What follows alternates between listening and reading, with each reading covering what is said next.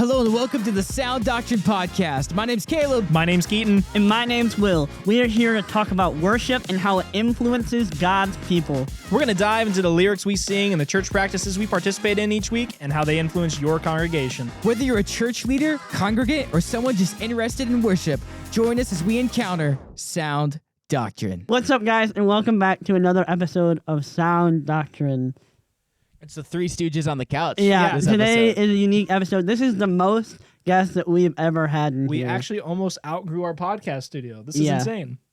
So, Yeah. Will, who are these two guys we have in this room right now? Well, in an episode that we hope you've already watched. If you have it, you're a loser. Yeah, and go Wow, okay, wow, jeez. go watch it. Just kidding. We love all of our Sound Doctrine fam. Okay, well, that person is Elijah Merrill, and who is the technical arts pastor at Crosswinds Wesleyan Church in Canandaigua, New York. But we're also so excited to introduce also one of my closest and best friends, Sheldon Boyce, who is the assistant technical arts director, right? The assistant to the assistant. Yeah. Yeah, technical arts assistant. Oh, yeah. Oh, yeah. Yeah. So, Elijah's already shared these questions, but Sheldon, there's two questions that we want to ask you before we really dive into what we're going to talk about today. Keaton, why don't you go ahead and ask that first? Yeah, one? so Sheldon, one of the first questions we always love to ask our guests is, how do you worship God in your daily life? Yeah. Okay. I think, there's the obvious answers, listening to worship music. That's an easy one. But, as far as, the more, maybe less thought of ones, I think a big one is podcasts for me. Mm-hmm. The Bible Project has a really good podcast that I like to listen to that's, super centered for me. And they have a lot of good insight on different biblical topics. So that's a favorite one for me, definitely. And the Sound Doctrine podcast. Yeah, Sound Doctrine podcast. Great way to get worship into your daily life, everyone. So if you want to love God, then you have to listen to this podcast, right? Oh, That's wow. what you guys Yeah, absolutely. Okay. Sure, yeah. Now that's some Sound Doctrine. There you go. Caleb, why don't you dive into that second one? Yeah, the other question that we like to ask all our guests is, how did you get into ministry, and what's your call for ministry? Okay, I got into ministry just from serving actually at youth. So Elijah was my small group leader at youth group. I'm sorry. It was good. There was another guy there usually, so it worked out. Sometimes your senior year, it was just you and Elijah for most of it. Yeah, actually, my graduating That was a tough class year. was me and two girls, Yeah. and so it was just me and Elijah for the whole. But it was awesome, actually. It was more like one-to-one discipleship, so it worked out really great. well. But yeah, so I started serving in tech at youth because I thought it looked cool, and Elijah shepherded me through that, and it was really enjoyable. Got my foot in the door there, and just that turned into serving on Sundays, and then that turned into going to Crosswinds more, and then they needed more tech help there, so I started. It was doing stage designs with Elijah, and I was already there enough that it was okay, well, I'll get some hours there just doing some stuff like editing our podcast at Crosslands, which we might talk about later, and also doing weekend service edits and stuff like that. And so that was just was a really natural road into more and more until now it's just getting more plugged in at the church and working there along with small groups and one-to-one discipleship and being a part of leading different ministries like student ministry. So That's awesome. And if you can't tell already, we all know each other really well. We like having fun with each other. Actually, we were all groomsmen in Will's wedding, so this is how we all actually met for the first time. very true. Was in Will's wedding, and we had just a blast. We traveled up to New York and got to meet all you guys for the first time, and now here we are, months later, in a podcast studio, just laughing away. Because somebody let us have a podcast. Yeah. Someone said, you know what? Here you go. Have our studio. Thank you, Indiana Wesleyan University. The Lantern Network. And the Lantern Network. But, Caleb, why are we here today? Why do we have these two guys on? Well, other than them being absolute amazing human beings, we got a comment on YouTube from KDog53. If you guys want to put your own comments about what we should talk about on the podcast, feel free to put those on YouTube. But KDog53 wanted to talk about what does it look like to have a great appreciation for the sound person, because sound people are a part of the worship team. They're part of the church, but they also have some of the hardest jobs, and the church is their hardest critic most of the time.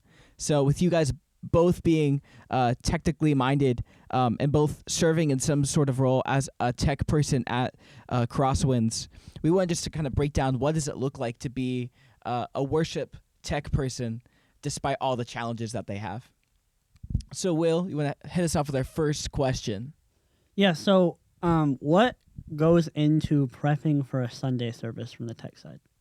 Yeah, so there's, on the tech side and the worship side a little bit, there's definitely plenty of things that we have to do. And it doesn't just start on Sunday, it starts early in the week. So, like, at least for Crosswinds, our home church, definitely one of the big things is getting media in, making sure, like, all the slides are there and getting a script from whoever's teaching, usually the lead pastor, but whoever it might be, and getting their slides in and making sure that's okay, and like getting the media all right, so that's part of it. And then we have to do, when we get to Sunday, sound check, and the band will come in and play, and they're doing their practicing, and we got to sound check and make sure everything sounds good, is plugged in, is working.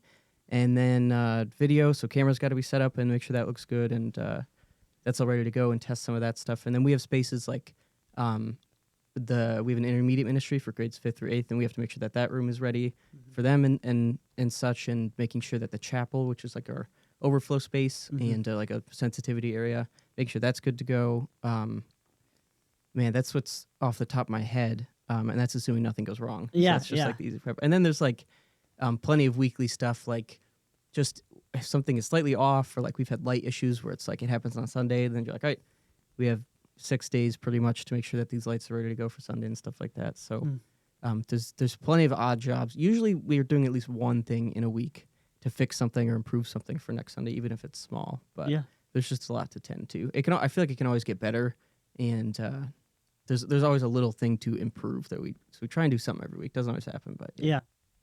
So one of the things that I've experienced, and I'm more on the worship side, I do more of our worship stuff at the church, but as you've probably experienced being on both sides, that we get comments from people about how they felt worship went, whether it's from how we led or the tech side.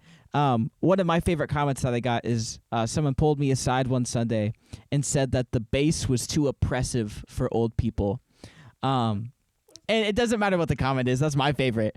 But do you guys have your favorite comment that you've gotten from a congregant like that? And then how do you go about maybe redirecting that conversation in a way that can either show the good about what we're doing from a technical side, or can maybe just like allow their feelings to be their feelings and not, you know what I'm trying to say by that? Yeah. You know, my story is a bit unique because I was hired as the technical arts director at our church when I was 17, and with this big grand vision that I would continue to take the necessary trainings and stuff like that I needed to be able to do my job effectively. And so Crosswinds, our church, really came alongside me and helped me to get to that point. But you're right. People are so there's things that you notice the longer you've been in church that are like exclusive to church culture. It seems like, you know, people oftentimes are way more critical of the churches that they go to, and that you know, if something's making them feel uncomfortable, you know. Yeah. And so I bring up the age thing because so the first Sunday the church felt led to invite me up to the platform to introduce me to the congregation, and because the tech director has you know, is just a face that's seen pretty regularly at the booth, and so let's introduce him to everybody. And a very sweet elderly lady stopped me after service and said, "So you're the new tech director?" And I said, "Yes, I am." And she said, "Well, they should have hired someone older." And then she walked away. And I don't know what to do with that. You know what I mean? And I was like, she's gone. I can't say you're absolutely right. I can't say, you know, but you just get moments like that where for whatever reason, sometimes you encounter people that it's important to them that they know that you hear what they are thinking. And I have that in my own life. There's things that I feel led that I need to share with certain people, you know. So I get that. I think that So in my role, I've been the main like front of house sound engineer for 10 years, and the way the way worship sounds every Sunday can change. We have like 4 rotating teams. So there's a worship team of people that serve first Sundays, and then there's a team that serves second Sundays. We all do the same sort of DNA of music and stuff like that, but it's like we are blessed with so many talented musicians and people that we have to break it up so that everybody has a chance to serve. And so we do that, but with that comes, it's just there's things that sound a little bit different each Sunday. And so how do you combat some of that stuff? And so naturally, like the soundscape is like always changing a little bit. There's certain from a technical perspective, there's levels that we like to reach, and we monitor those things, and we have software that help us monitor our frequencies that we're putting out and the decibels that we're reaching, and we have policies for all of that we've vetted and we think that are good. And so there's and thankfully, we're at a place that I believe like when we're following those things, like it's never I want to be careful how I say this, but we're never in a position where that anything is necessarily vitally wrong with sound. There's maybe creative differences, in how I mix versus maybe how Sheldon mixes, but other than that, like we're at a place where I'm confident in the quality of the mix, and because of some of the checks and stuff, and Sheldon's incredibly good at what he does, and so I'm never concerned about that. And so there is if you know that you're doing things correctly, and if you're in a position where you're running sound at your church, if you're a volunteer, whatever, try and find some resources or a person that you can run some things by, and just to check, because if you have the confidence that you are doing things correctly and it sounds good, because you can learn how to make something sound good.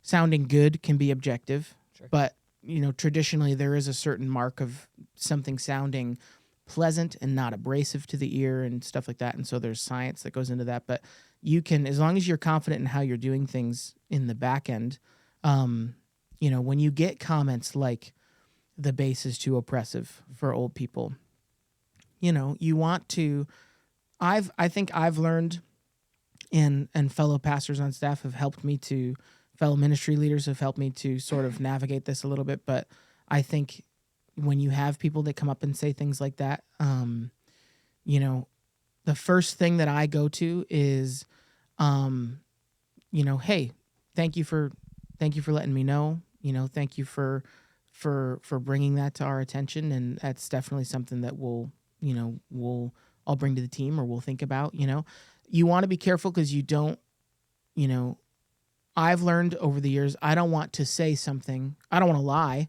Yeah. Just to be honest, like I don't want to be like, I'll take that to our lead pastor. I'm not going to do that.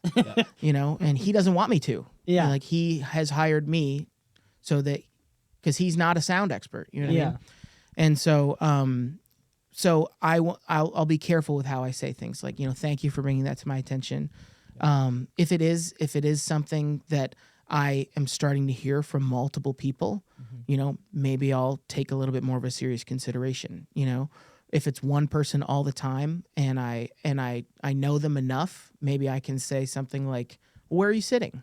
You're 6 inches in front of the subwoofers? Okay, well, maybe, have you tried, sitting someplace else? And so there's ways that you can have that conversation, but I think ultimately, whatever it is, people are way more, their levels of, they just want to be heard. They want to, as I want to, as we all want to, and so helping them to know for a fact that they were heard. Don't promise something that you're not going to be, that you probably won't change, but hey, thank you for bringing this to my attention. Just so that I know, it means a lot. 9 times out of 10, you will encounter someone, and I've encountered people that's not enough, and you got to have some of God's grace to get through some of those other conversations. But 9 times out of 10, when someone does have something to say, usually opening it with that and is usually enough. Yeah, and usually you want to keep that open line of communication. I mean, anytime there's anything with the church, and that goes beyond just tech, but like it should be good for a congregation to feel like they can come up to their pastors and be like, hey, I'm having a trouble with this one thing, because we don't want them just to sit there and just hold it in their hearts and just mull it over and just have, hold it, pent up anger, basically, because that's not good for anybody. Yeah. So that's really respectable. So yeah, I agree. Well, and like Crossing to the Church has done really well. Like you guys made, the old sanctuary is now a space for them that is people that, maybe the auditorium is too loud, or maybe it's too bright, or, there is a space for them that they can go if they're overloaded with sensory stuff, which is really cool. I think the comment said something about it, but what has been something that, like, there's 2 minutes before service and something has, like, gone wrong? Like, how have you guys overcame that? And, or, like, is there a funny story out of that? Those situations do arise, so how do you guys get through them? One thing that comes, like, Sheldon kind of mentioned it, but, like, a saying that we have at Crosswinds in tech and worship and prep is like, it's like hashtag Sunday's always coming. Yeah. So it's like, and Sheldon alluded to it earlier, but it's like, if something happens on a Sunday, you do your best to circumvent that situation. Like we had one Sunday a few months ago, we had one of our lights that was just decided to just like flicker and freak out and would not stop, right behind the preaching pastor. So, and thankfully it was like it was happening like 6 minutes before service. And so we fully disconnected power to that section of lights, and we just didn't have that section that Sunday. Probably 99% of the people in there didn't even know that happened, right? Yeah. But so then after church and coming Monday, we know we have 6 days to try and figure that out. Do we have to order something? Does it take longer than 6 days? Like, it just depends on the situation, right? Yeah. But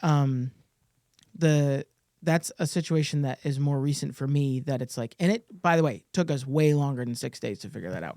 Because when you're, a fun fact is DMX lighting has standards that they don't tell you about. And so if you think that you can use an audio XLR cable to control your lights, you might be able to for years, like we did for 9 years, be fine. But then at some point that cable's like, no, thank you. Or something is happening in the room with interference and you're just not good anymore. And now you have to replace 80 cables behind the scenes and get on ladders and stuff. And so, because they were all audio cables? yeah. Okay. Yeah, 100%. Awesome. 100%.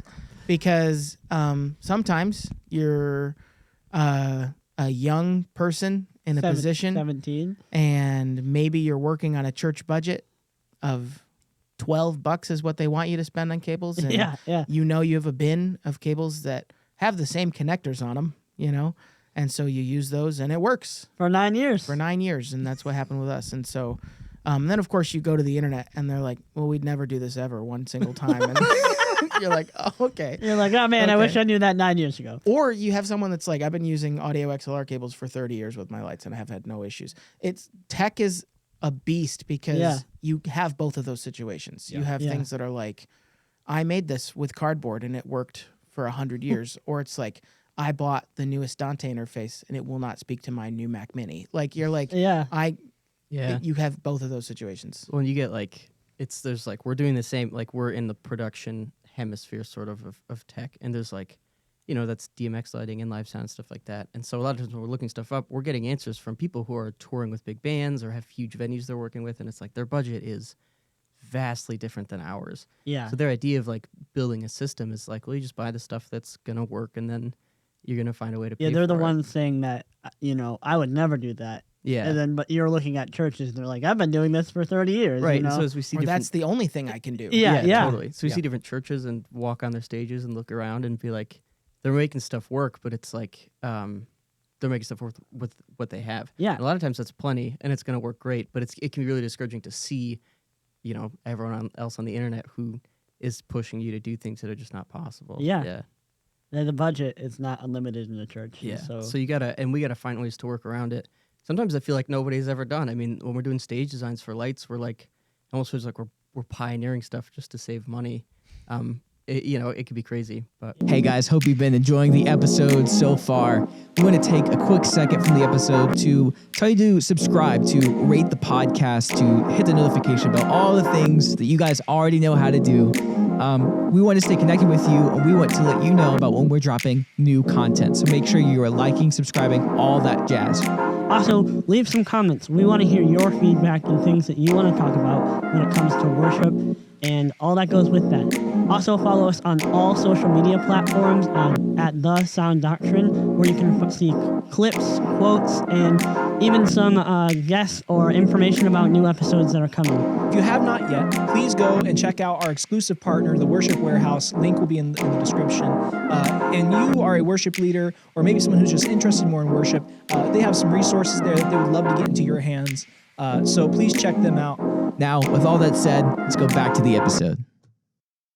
So they just did a stage design that you guys were doing LED like bars per se across the sanctuary, and then you just did a new one this past year, and it's like stained glass. And I remember I was home over the summer, and you guys were trying to figure out a way to like make the front white without spending a bajillion dollars.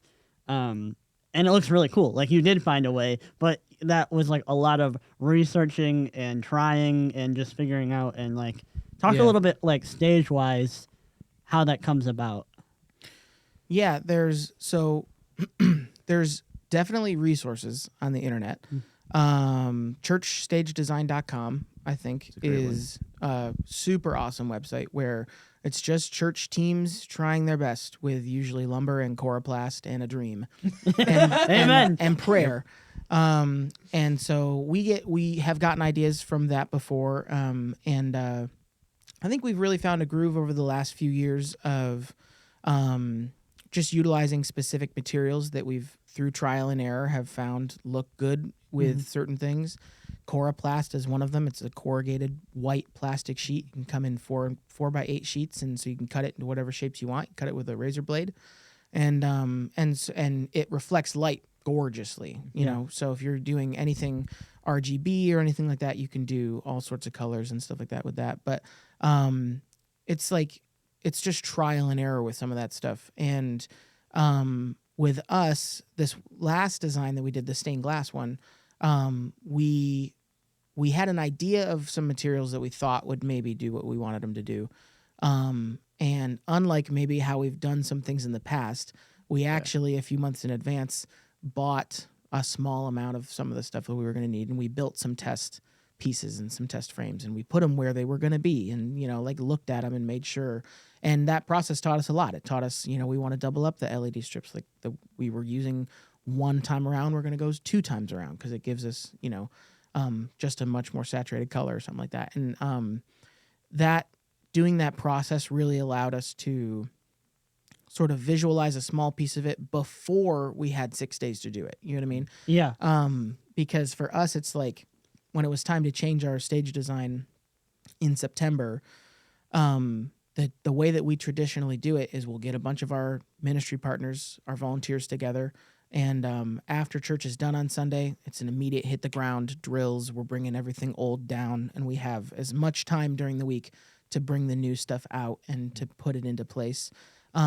Thankfully, we built a lot of these big frames that we were using. We were using 4 foot by 6 foot, 2x4 frames that had all this framing and stuff on the inside. And so we built all those in advance so that when Sunday was ready, we could bring them out and put them in. And all of that is like stuff that we learned by not doing that. Yeah. Like the first few times, you know what I mean? Of realizing, okay, starting on Monday afternoon's too late,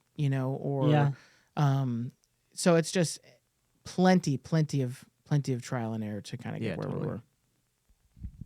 One of the things that I think for tech people is getting burnt out, because like you even talked about, even just with stage design, there's a lot that goes into it. There's a lot that happens behind the scenes getting ready for things. And so how do you guys make sure that you guys aren't getting burnt out having to do different tech things each and every week? I think a big part of it is like, for me at least realizing that like the way that God works doesn't depend on me or the tech or anything like that. Like I think if you start to hinge the entire quality of the service or the way God moves on, your own job, it can be really tough So you can let things that go wrong really quick, like hit you hard. And I think that can really speed up the process of burning out and stuff like that. So I think that's part of it, is realizing like when something goes wrong, a lot of times like it can seem like a big deal to me, and then I talk to even the guy who's producing video upstairs, and he's like, "Oh, I didn't notice that." You know, it's like didn't even occur. And even if they do, I mean, we had a Sunday where just super unfortunate mouse swipe, like accidentally hit a mouse, and it created a new lighting scene which turned all the lights off and got rid of all the buttons to turn the lights back on. So it was like lights went out in worship for like 20 seconds, and we didn't hear a thing about it really. I mean, like, you know, some of the pastors were talking about it, but like no one complained to us necessarily, and the service went on great and worship was great. So it's like, I think that's a big part of it for me, at least in the moment, you know. Yeah, I think that Sheldon really hit it. I'm constantly needing to remind myself, like, God is not limited by my ability to do something correctly. Yeah. He's not limited by my ability to make something look the way that I think is good. Yeah. And so I have to surrender my desires and things to him and trust that he is going to move in the midst of his people the way he always has.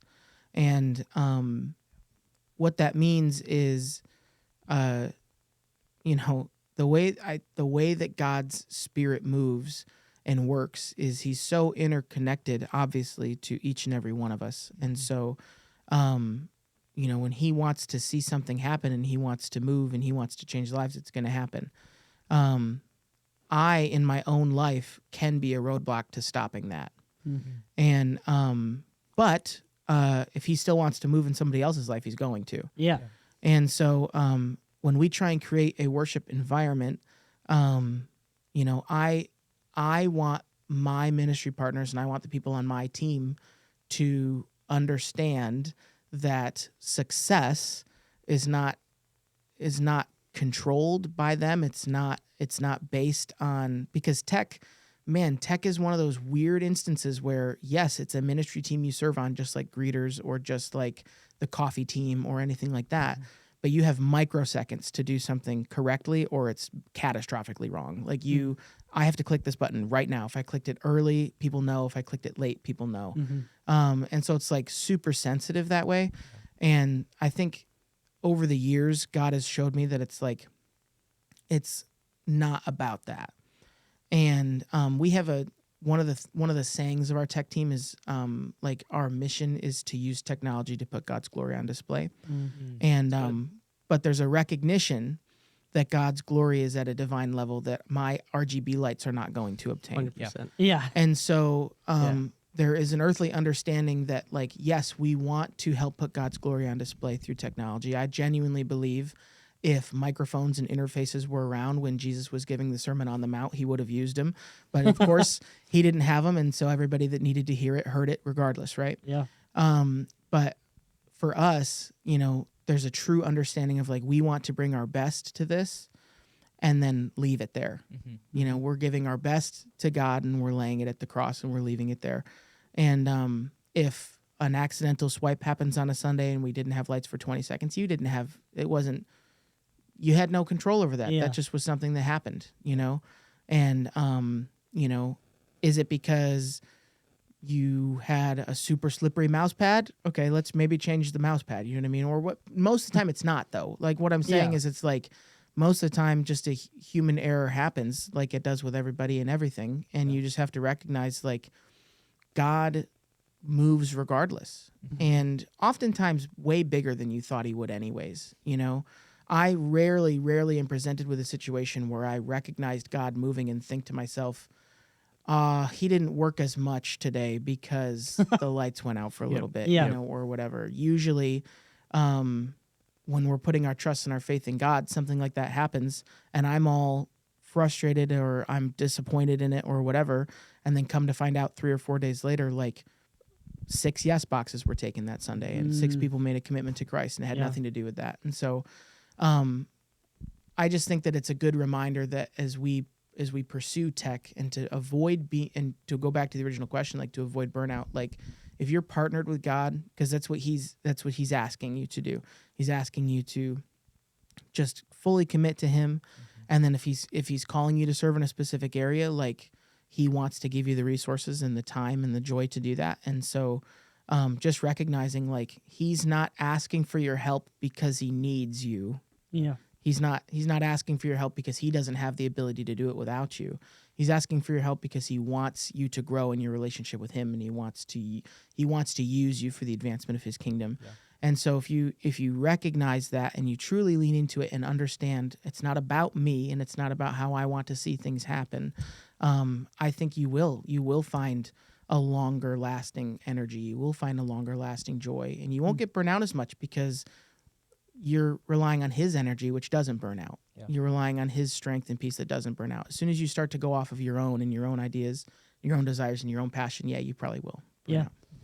Something that, this commenter brought up that I think is really important. And, for you who has been doing tech now for almost 10 years, and now you're on the other side of tech and leading the worship, and for you, boasting experience, how can, like the worship pastor, and being seen in that way and being invited into like prayer time and stuff like that, how can that affect a Sunday and just affect your job overall? Yeah, we have a desire for tech and worship at Crosswinds to not be separate teams. It's all for the purpose of, again, make our mission statement at Crosswinds is to know God and make him known. Mm-hmm. And so when we look at worship and tech, it's not, it is two teams as far as like organizationally, or something like that. But as far as the mission of Sunday morning, we're all in this together to get it done. And so we intentionally try and make sure that the teams intermingle to the best of their ability, and stuff like that. But I think a core thing for me is like as a worship leader and as someone who like you said has been on both sides, like I want to do whatever I can do to make the tech people and the sound person's job as easy as possible. Mm-hmm. Traditionally, we've had people who are not staff members doing sound. I think that's way more common than it is to have a staff person. We're blessed to have staff people that do sound. Yeah. But especially if you're working with volunteers who are taking time out of their own lives and schedules to be there, I'll do my due diligence during the week to make sure, cables are run correctly and everything's plugged in. And when a sound person shows up on Sunday, the console is patched and just things are labeled correctly so that they can show up confident that when they unmute something, it's going to make the sound that it's supposed to. Mm-hmm. So there's little things like that. Because I want to make sure that they're not trying to fix an issue that they might not know how to fix. There's almost nothing more frustrating to me when I feel like I can't do my job because I don't know how. Yeah. And so I don't want my ministry partners and my volunteers to show up and be presented with a situation that they feel like because it's their role they need to fix and they're not equipped to. Because then that leads to feeling like they shouldn't be there. This is not the right thing for me, or blah blah. And that's absolutely not true. So we try to do our best to make it so that they are set up for as much success as possible when they show up on Sunday, so that they're not worrying about like, how do I do this thing? They're focused on worshiping themselves, like being a part of worship, and then being able to bring a level of creativity to it, or being able to bring themselves to it, because that's what it's all about. God's given them unique gifts and abilities, just like they have to us on stage. You know what I mean? So how can they bring that to the team? And we've really tried to do that with our teams. Yeah. I mean, like, I know you guys, you brought up this great point, and I know you personally, like, you're there like at least an hour before the worship team is there. Mm-hmm. And so, like, I mean, I've seen the good ends of like how the culture of the worship team, and how how you said like you're one unit that can be lift you up as a tech guy. And like you said, sometimes they're just volunteers. They're showing up an hour before and they're not even getting paid to do it. But you made a great point that when the culture is such as that it's not two teams that are working together, but one team doing it for the glory of God. I think that does make them feel more loved and noticed because they're part of the greater scheme of what's happening. Yeah, and something I want to bring up that Sheldon implemented recently was like our prep work, like the more that we are ready for success on Sunday, as far as like avoiding technical issues, the more that we're able to be ready for that, the more time that we have on Sunday that we can allow for like other things. So something that Sheldon really wanted to see happen was, so we talk about the teams being together, worship and tech and stuff like that. But there's a church saying, which is we use a lot, but it's not exclusive to us, that church is done better in circles than in rows. And so we do say that a lot. And we have the opportunity with tech being a smaller team, when we do look at it organizationally, that we can kind of do some things in that small circle way. And so just something that Sheldon brought to me was he wanted us to be able to have an intentional time of prayer with the tech team before service. And so 15 minutes before service, when all the full tech team is there, cameras and everybody, will do check-ins with everybody and make sure that we just take a time to pray together. Usually not for the success of service, but for each other and for what God might have in store for each of us, and just to check in with what's happening with people's lives. And that takes intentional pre-effort, because if you're not allowing for time for that to happen on a Sunday, that's not going to happen. You got to make it happen.